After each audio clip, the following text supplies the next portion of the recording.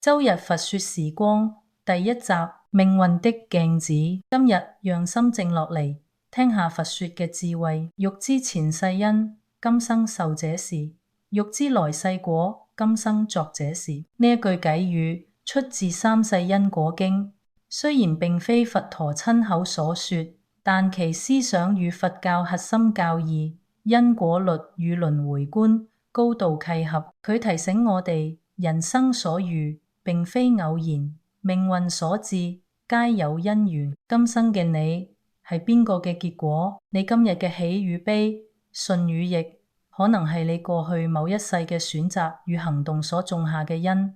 唔需要懊悔，亦唔需要埋怨，只要明白你正在收成你曾經播下嘅種子。未來嘅你由邊個創造？你今日嘅每一個念頭、每一個行動，都係未來果報嘅種子。你選擇慈悲，未來就會遇見溫柔；你選擇貪嗔癡，未來就可能墮入苦境。命運唔係天注定，而係你親手寫嘅劇本。活在當下係最深嘅修行。佛教唔教人逃避現實，而係教人照見現實。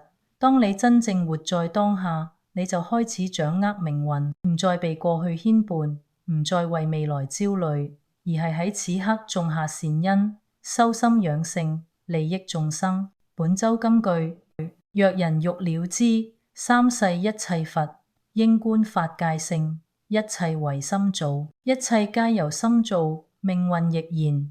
你點諗點行，就會成為你嘅世界。我哋下星期再見，靜聽佛語，心隨智慧而明。多謝收睇。